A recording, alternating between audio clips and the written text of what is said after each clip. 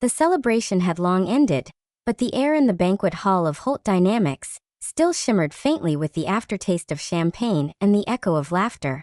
The scent of spilled perfume mixed with the sour sweetness of alcohol and roasted food. Rows of empty glasses glittered under the cold light of chandeliers.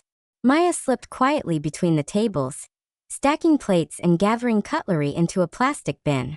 The other cleaners moved slowly, exhausted. She had volunteered for this shift herself.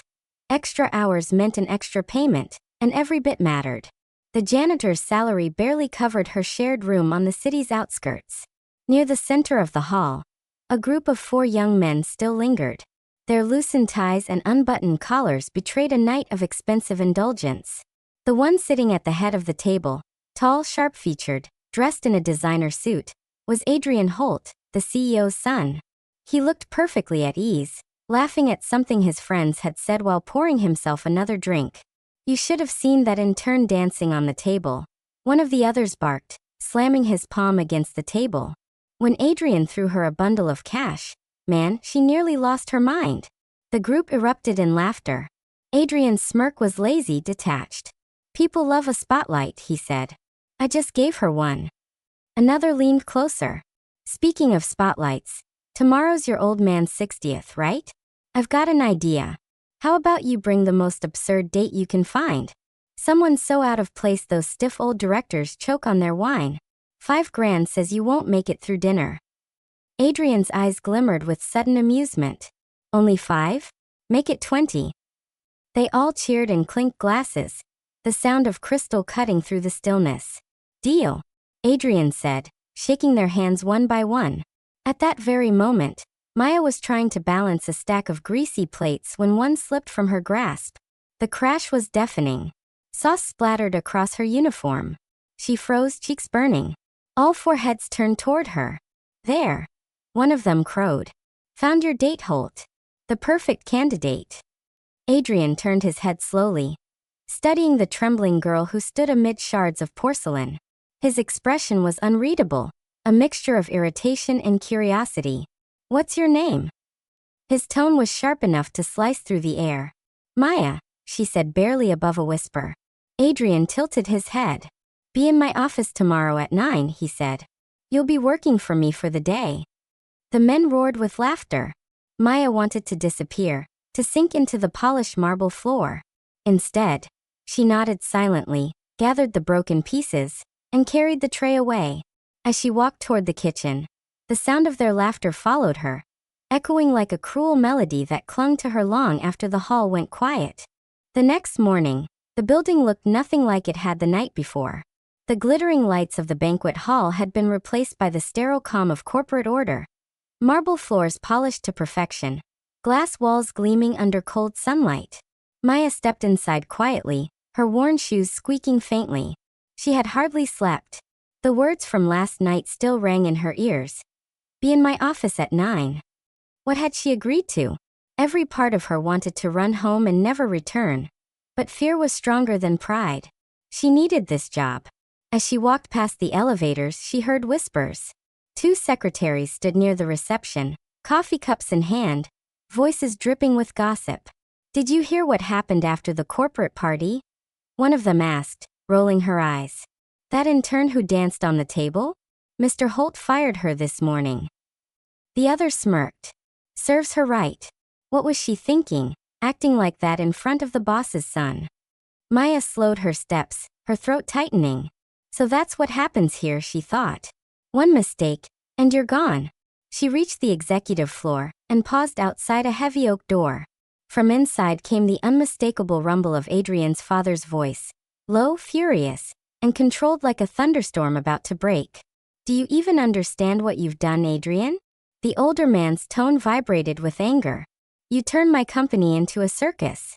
Do you have any idea what the board said this morning? You humiliate this family and our name." Adrian's response was calm, almost mocking. "Dad, it was just a party. People had fun. You should try it sometime." A sound like a fist striking the desk made Maya flinch. "You'll do nothing foolish at my birthday tonight. No stunts, no drunken bets, no shoe de jockeys. Do you understand me?" Adrian didn't answer right away. Then quietly, "Sure." The door burst open. Mr. Holt, tall, silver-haired, eyes burning with restrained fury, strode past without seeing Maya. His cologne lingered in the air, sharp as authority itself. Maya hesitated for a moment, then knocked softly. "Come in," came Adrian's curt voice. He was sitting behind a wide glass desk, sleeves rolled up, expression unreadable. "You're on time," he said without looking up. "Good." She clasped her hands tightly. "Mr. Holt, I about last night." He cut her off with a wave. "You'll come with me to the gala tonight. It's my father's birthday. You'll get paid for it." She blinked, unsure she'd heard correctly. "What?" "No, sir, please. I don't belong there." Adrian finally looked at her. His eyes were cold, but there was something else behind them, a spark of challenge. "You can quit now if you want. But if you stay, you do as I say." Maya's breath hitched. Quitting meant no income, no rent, no help for her father back home. Her chest tightened. What do you want me to do?" Adrian opened a drawer, pulled out a stack of crisp bills, and placed them on the desk. "Buy a dress. Something decent. My driver will take you." She didn't move. The humiliation burned hotter than fear. "Why me?" she whispered. Adrian leaned back, the faintest smirk curving his lips. "Because you were in the right place at the wrong time. And now you're part of my game." She stared at him, realizing for the first time that beneath his charm there was something colder. Something wounded and reckless. "Dismissed," he said, turning back to his computer. Maya took the money with shaking fingers, feeling the weight of it like a chain. As she stepped out of his office, she caught her reflection in the glass door, small, fragile, out of place. The day outside was bright and merciless. And somewhere deep inside, she already knew.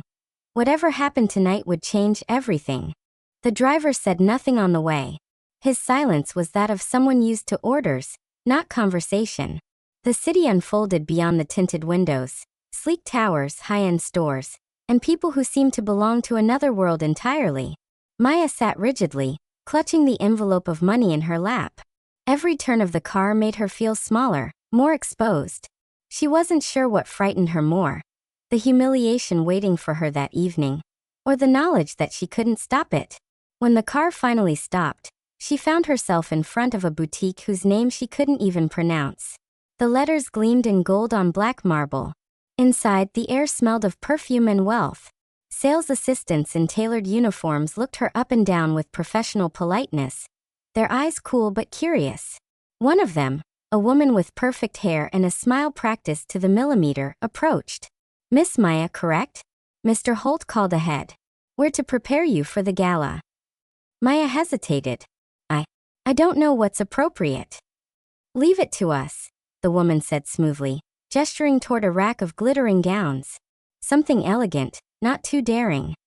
As the assistants began pulling dresses, Maya's heart sank. They were all exquisite, and absurdly out of place on her. Seconds, silks, bare shoulders. Each price tag could have paid her rent for months. When they handed her a shimmering gold dress, she shook her head. "No. Something simpler, please." The woman's brow lifted ever so slightly, but she said nothing. Maya searched the racks herself until she found it. A dark green gown, long and graceful, with soft fabric that moved like water. No jewels, no sparkle. It wasn't made to impress, only to belong quietly. She tried it on. In the mirror, she almost didn't recognize the reflection staring back at her. Her hair, brushed and gathered to one side, framed her face gently. A light touch of makeup softened her exhaustion. She looked, not rich, not powerful, but composed. For the first time since last night, she felt a flicker of control. When she stepped out of the fitting room, even the sales assistants paused. The woman smiled, a genuine one this time. "That's the one," she said softly. An hour later, the car brought her to a quiet restaurant where Adrian waited. He was at the bar, scrolling through his phone, bored and impatient. When she walked in, he glanced up, then stopped mid-motion. "Maya," he said, his voice lower than usual. She nodded, standing still, uncertain what reaction to expect. His smirk faltered.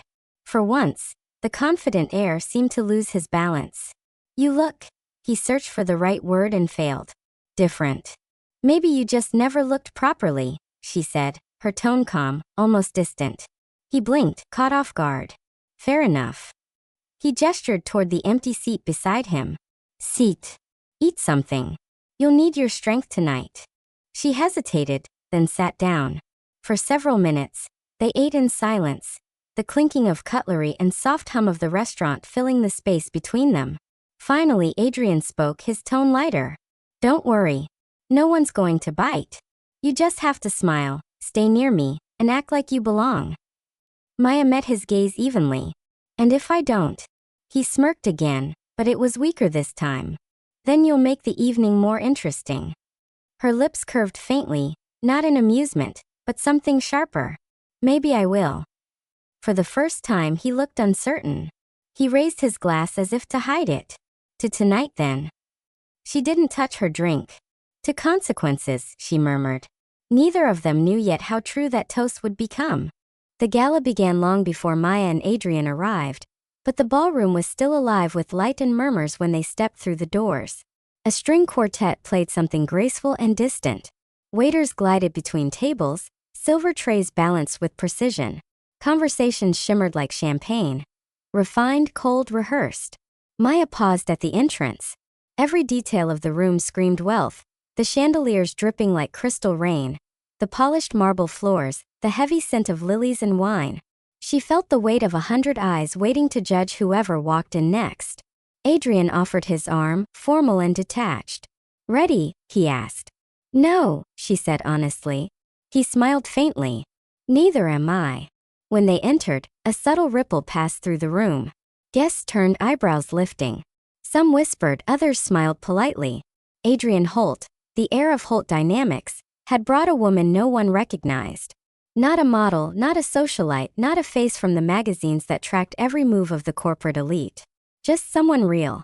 Adrian, an older man called from the nearest table, standing to greet them. You made it. His tone carried mild surprise. And who's this lovely companion? This is Maya, Adrian said simply. She works with us. Maya felt her heart leap. Works with us. Not for us. The difference was small, but she caught it. The man smiled warmly. Charming. Welcome, my dear.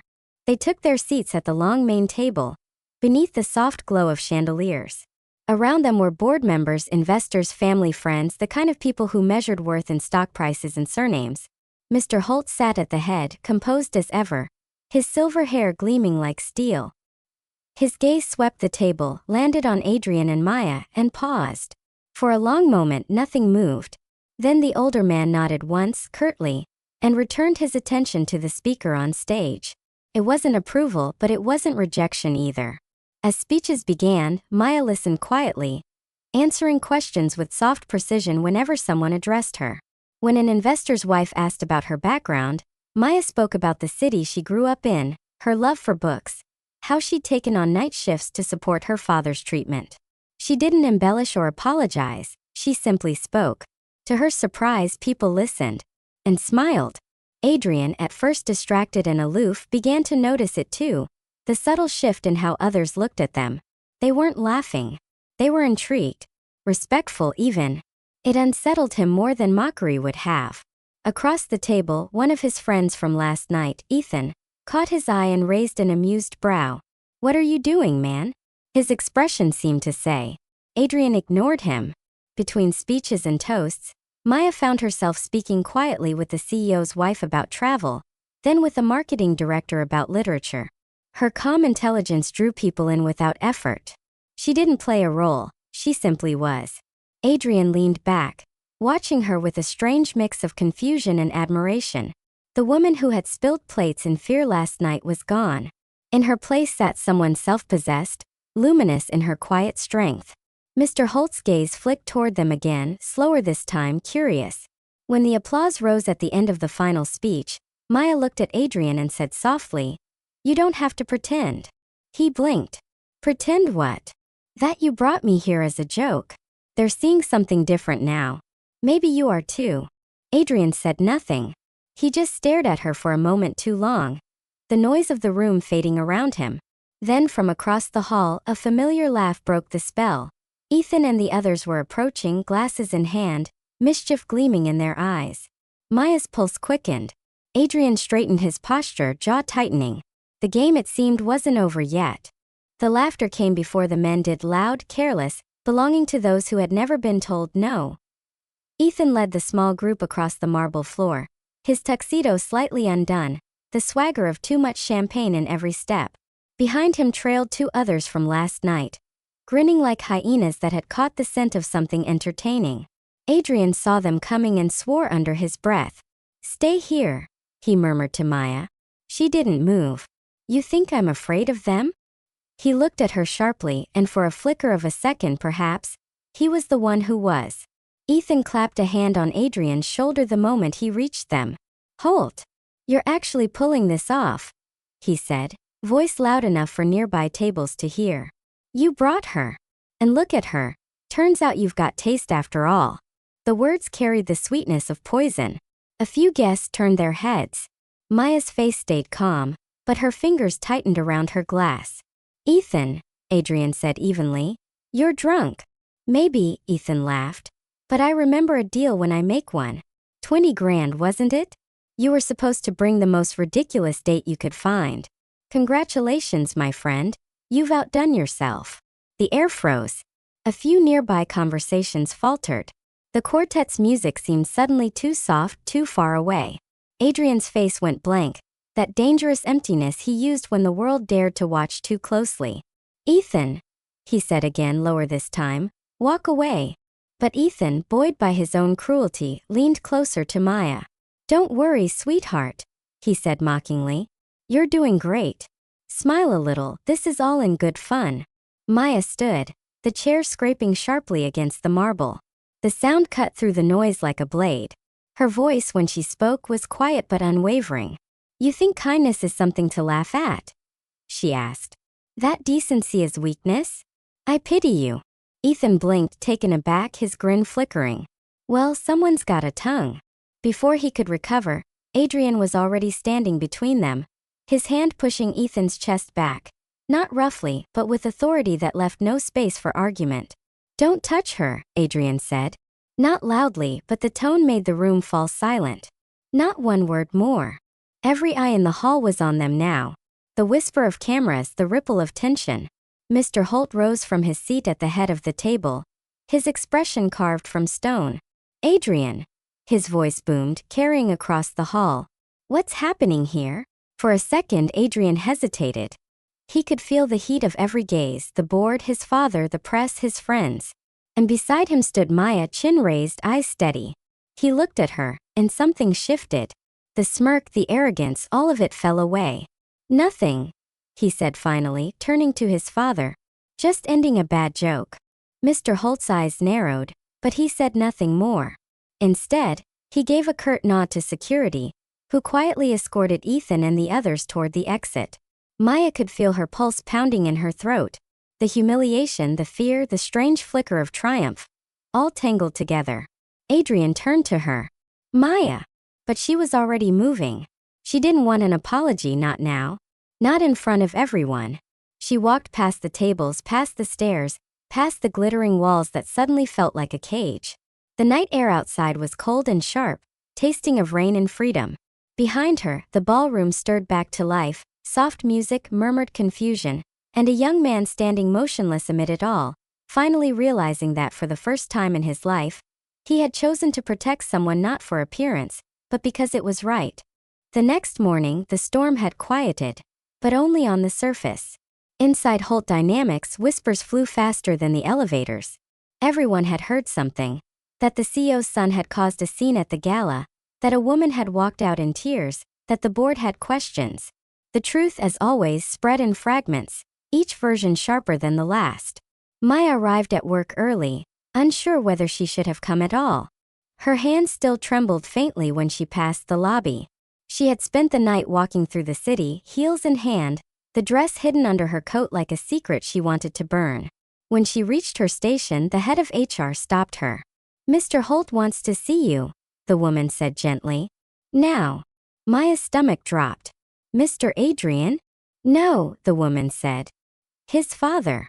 She was led through hallways she had never been in before. Quiet, carpeted, heavy with the scent of old wood and power. The CEO's office was vast, the city skyline stretching endlessly behind his desk. Mr. Holt sat there, reading a document, his expression unreadable. "Maya," he said without looking up. "Seat." She obeyed. The silence that followed was unbearable. Finally, he set the papers down and met her gaze. His eyes were not cruel, but sharp enough to strip away pretenses. "Yesterday," he began, "was unfortunate. For the company. For my son. And for you." She swallowed. "If I'm being dismissed, sir." "Dismissed?" He interrupted her with a short, humorless laugh. "You think that's what this is?" She hesitated, unsure how to answer. Mr. Holt leaned back. "Do you know what I saw last night, Miss Maya? I saw my son, who has spent most of his life acting like the world owed him something, stand up for another person. Not for power. Not for reputation. For decency." He paused. "That has never happened before." Maya blinked, caught off guard. "I didn't mean to cause trouble, sir. I only—" "You didn't," he said, his tone softening slightly. "You reminded him of something he'd forgotten." At that moment the door opened. Adrian entered. He looked different, tired, hollow-eyed, but sober in a way that went beyond drink. He glanced at his father, then at Maya, and stopped. "Maya," he said quietly, "I wanted to apologize." She said nothing, waiting. "I don't know what I thought I was doing. The dinner, it was supposed to be funny. But it wasn't. It was ugly. I'm sorry." Mr. Holt studied his son for a long moment, then nodded. "I believe you for once," he said. "And I think we can turn this disaster into something better." Adrian frowned. "How?" "Maya stays," his father said. "Not as janitorial staff. As your assistant." Both of them stared at him. Mr. Holt continued, his tone final. "You'll work together. She has something you don't, clarity.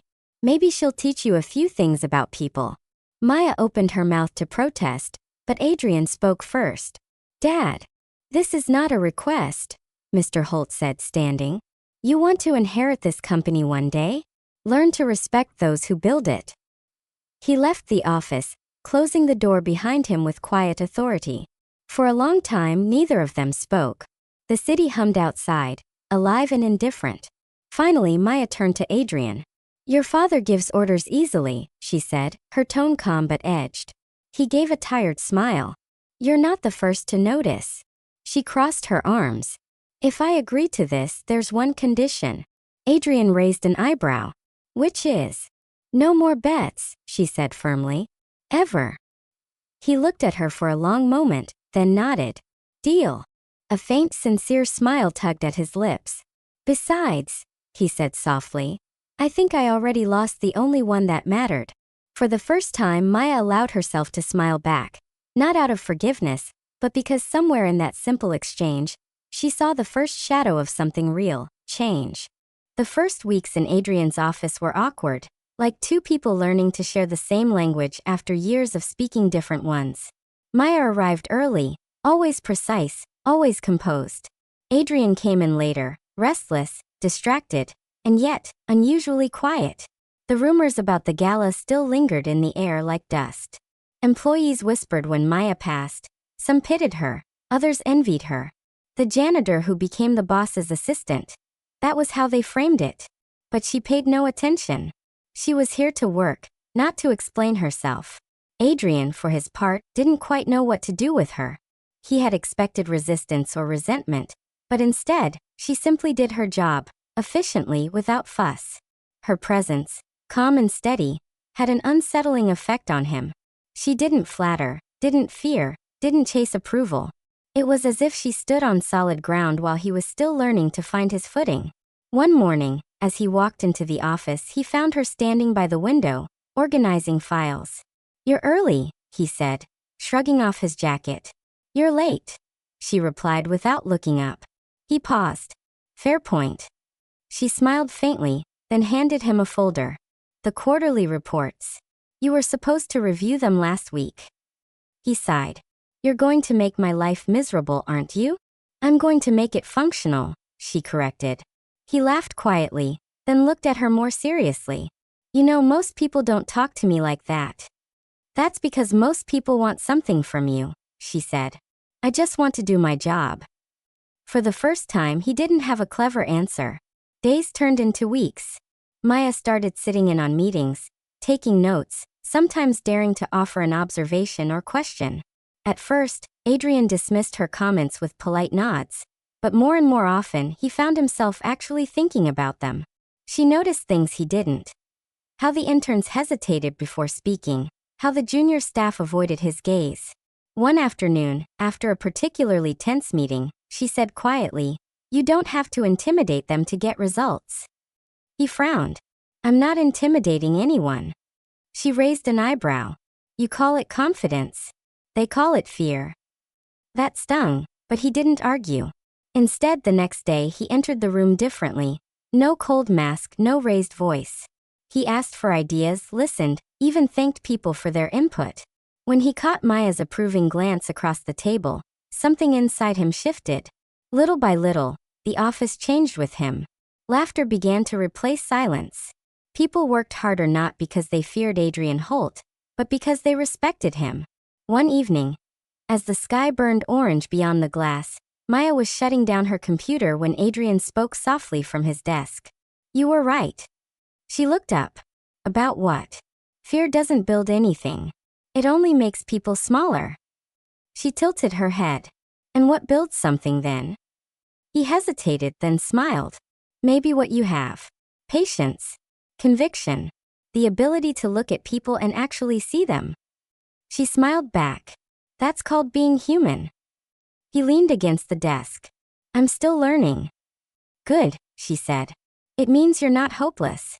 Adrian laughed, a real, unguarded laugh that echoed softly in the quiet office. For a moment, it felt like the first genuine sound in years. Outside, the city lights flickered on one by one, like distant promises. Inside, a fragile truce was taking shape, between past and future, arrogance and humility, guilt and forgiveness. Neither of them called it friendship. Not yet.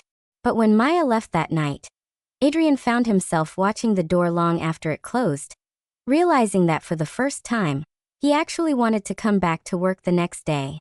Weeks passed, and the rhythm of the office settled into a new, unspoken order. Maya and Adrian found themselves working side by side, their roles gradually evolving from employer and assistant to a more equal partnership. Tasks became shared responsibilities. Decisions were discussed rather than dictated. It was subtle, almost imperceptible, but in the eyes of the staff it was revolutionary. One morning, Adrian called Maya into his office. He had a folder in hand, a rare frown on his usually confident face. "We have a new project," he said. "A potential merger. Big numbers, bigger egos. I need your insight." Maya raised an eyebrow. "You want me to sit in board meetings?" He shrugged. "I don't want. I need. You've got the clarity I can't always see in the chaos." She studied him, sensing both challenge and trust. "All right. But we do this my way too. We present facts, not intimidation." Adrian nodded, impressed by her certainty. "Agreed. You're officially my conscience." For the next few weeks, they pored over reports, charts, and projections. Maya noticed patterns Adrian had overlooked, connections between departments, employee morale, and subtle risks in management decisions. Her observations were sharp, unembellished, and often uncomfortably accurate. Adrian, in turn, used his influence and authority to implement changes quickly, trusting her judgment in ways he had never done with anyone. One afternoon, as they reviewed a particularly complex proposal, Adrian paused, leaning back in his chair. "You know," he said, "I don't know what I would have done without you." Maya smiled faintly. "You'd probably have alienated everyone and lost the deal." He laughed, shaking his head. "Probably. I've been reckless for too long. You're teaching me discipline without me even noticing it." She didn't answer immediately. Instead, she studied him quietly, noting the shift in him. Gone was the arrogance, the casual cruelty, the detachment. In its place was focus, patience, and a careful awareness of consequence. "Adrian," she said finally, "you're learning. That's important. But you also need to decide who you want to be, not just in business but as a person. Mergers and profits matter, yes. But your choices define you more than any deal ever will. He looked at her with an intensity that made her pause. And what if I fail? Then you fail like a man who tries to be better, she replied. Not like a boy hiding behind a name and a bet. He didn't answer at once. Instead, he studied her, as if reading her carefully for a secret he might have missed. Then he nodded. You're right. Always right, it seems. From that day on, their working dynamic strengthened into a true collaboration. Maya was no longer just an assistant. She became Adrian's trusted advisor, the voice of reason in a company that had long relied on bravado and ego. The staff noticed it. Meetings ran smoother. Departments communicated. Conflicts were resolved before they could escalate. Even the board, initially skeptical of Maya's presence, began to acknowledge her contributions silently. One evening, as the office emptied and the sun set behind the city skyline, Adrian looked across the room at Maya, who was tidying the last of the files. You've changed everything, he said softly. She glanced up, calm as ever. No, you've changed. I just reminded you what you were capable of. He smiled, a faint warmth in his eyes. Then let's keep going. Together. And for the first time, Maya felt something more than fear or obligation. She felt that fragile budding trust, a foundation upon which something far greater than a business could be built. The momentum of change didn't go unnoticed. Weeks of careful strategy, measured decisions, and thoughtful leadership began to ripple beyond Adrian's office. Employees whispered about the difference in him, how he listened, how he considered their input, and how he no longer relied on fear or brash authority to get results. And everywhere, Maya's influence was quietly acknowledged. One afternoon, during a high-stakes meeting with potential investors, Adrian presented a new initiative. The room, packed with influential figures from the industry, had been skeptical at first. But Maya, sitting beside him, provided quick clarifications, highlighted overlooked risks, and offered suggestions that subtly guided the conversation. Adrian paused, scanning the room. I think we've covered the key points, he said. Then with a glance at Maya, he added, thanks to my colleague here, for keeping us on track and making sure our projections are realistic. The acknowledgement was brief, but it carried weight. Heads nodded. A few of the investors smiled, impressed by her competence and composure. Maya felt her cheeks flush, not from pride, but from the quiet validation that comes from being truly seen. After the meeting, Adrian walked her back to the office. The tension that had always clung to him seemed lighter, more controlled. They respect you, he said quietly. She shook her head. They respect your decisions. I'm just guiding them toward the better ones. He smirked. Guiding is exactly what you've done. And don't downplay it. You're making this company better. Not just me, everyone. For the first time, she allowed herself a small smile. Then we're making progress, she said. Days later, the board convened for their quarterly review. Maya sat at Adrian's side, papers neatly stacked, pen poised.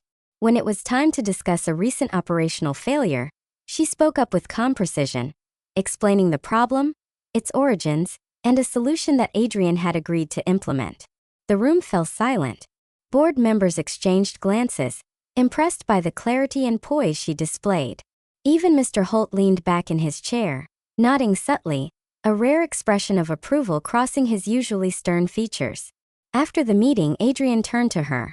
You know, he said, I never imagined my father or anyone else would actually notice you. But they did. She shrugged, pretending nonchalance. They notice because you finally listen. He laughed softly. Maybe. Or maybe because you've made it impossible not to. That evening, as they walked through the city streets toward the elevator, Adrian's tone softened. Maya, I want you to know something. You've changed more than the company. You've changed me. She looked up, meeting his gaze. I hope it's for the better. It is, he said, sincere. I don't just listen now, I consider. I don't just act, I think. I don't just lead, I care. For a long moment they walked in silence, the city lights casting a quiet glow around them. Maya felt the weight of his words settle in her chest, not as flattery, but as recognition of the truth she had quietly helped him discover. For the first time since the gala, she allowed herself to hope that the past humiliations and fears had led to something meaningful, that the bond they had forged in adversity could now stand on trust, respect, and shared purpose. And in that fragile, glowing space between them, a new understanding began, one that neither money, status, nor ego could overshadow. As the months unfolded, the boundaries between office hours and personal life began to blur, not inappropriately but naturally as trust and familiarity grew. Adrian and Maya had moved past the initial tension, past the cautious professionalism that had defined their early days together. Now their interactions carried a subtle warmth, a quiet understanding that neither needed to force. One evening, long after the last employee had left, Adrian called Maya into his office. The city lights outside painted the room in streaks of gold and silver. He held 2 cups of coffee, setting one carefully beside her on the polished desk. "I thought you could use a break," he said, his voice softer than usual. Maya smiled faintly, accepting the cup. "I could, yes. Though I suspect you're enjoying this as much as I am." "Maybe," he admitted, leaning against the desk. "Or maybe I just wanted to talk without everyone watching." She glanced at him, noting the rare vulnerability in his posture. "Then talk," she said gently. He took a deep breath. "You've changed a lot here, me, the office, even the board. But he paused, searching for words. "I don't think I realized how much I needed someone to keep me grounded. Not just someone to manage schedules or point out mistakes, but someone who sees me. Really sees me." Maya felt a flicker of something deep in her chest. A mixture of empathy and curiosity. "And you think that's me?" He nodded, eyes steady. "I know it is. You've been patient, honest, unyielding when I needed it, and kind when I didn't deserve it. I trust you more than anyone. Not just at work, but..." He hesitated, then smiled faintly. "Maybe in life too." For a moment the room felt suspended, the hum of the city outside fading into insignificance. Maya's heart raced, yet her expression remained composed. "I don't take your words lightly," she said softly. "Trust is earned, Adrian. And I trust you." He exhaled, a sound of relief and quiet gratitude. "Then maybe that's a start. For everything." They sat in silence for a few moments, sipping their coffee, letting the gravity of their connection settle. There was no rush, no pressure. Just the shared acknowledgement of a bond that had begun in chaos but had grown into something real. Later, as they walked to the elevator together, Adrian glanced at her. "You know," he said with a teasing edge, "I still can't believe I made that ridiculous bet at the gala." Maya chuckled softly. "It was humiliating, yes. But look where it brought us." "Exactly," he replied. "To late-night coffees, strategic plans, and you." Her smile lingered, warm but cautious. "Don't get ahead of yourself, Mr. Holt." "I wouldn't dream of it," he said with a wink. Yet his eyes betrayed a promise, a quiet acknowledgement that what they shared had already grown beyond office walls, beyond power and strategy. As the doors closed and the city lights blurred into streaks of gold, Maya realized that this partnership, trust, mutual respect, was only the beginning. And for the first time, she allowed herself to imagine a future where they faced challenges together, not as employer and assistant, but as equals navigating both work and life, hand in hand.